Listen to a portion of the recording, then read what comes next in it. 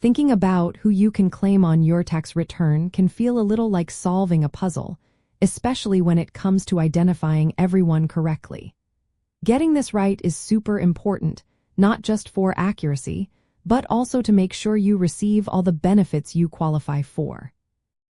Yes, generally, all dependents you claim on your tax return will need either a Social Security number, or SSN, or an Individual Taxpayer Identification Number, or ITIN. This is a crucial requirement for the Internal Revenue Service, or IRS, to properly process your return and grant you eligible tax credits and deductions.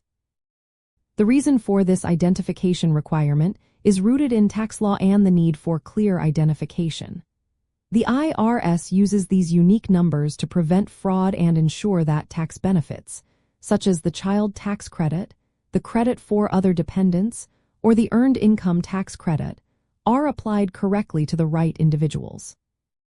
Without one of these numbers, the dependent cannot be claimed for most of these valuable credits, even if they otherwise meet all other dependent eligibility criteria.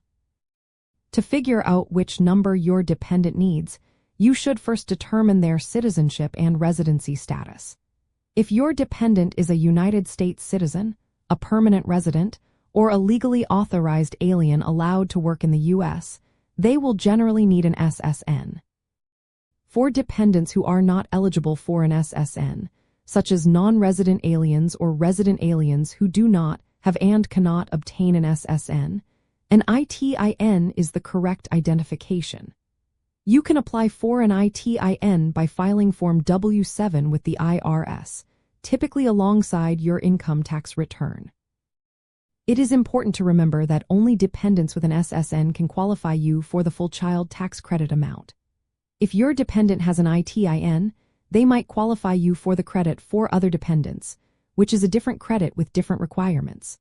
Also, for the earned income tax credit, both you and any qualifying children must have a valid SSN, so an ITIN for a child will not meet this specific requirement. Understanding these distinctions can make a big difference in the total amount of tax savings you can receive. Ensuring each dependent has the correct identification number, whether an SSN or an ITIN, is not just about compliance. It is about unlocking the full potential of your tax benefits. Taking the time to properly identify your dependents according to their status helps you accurately calculate your tax liability and maximize any credits you are due, which ultimately means more money stays with your family.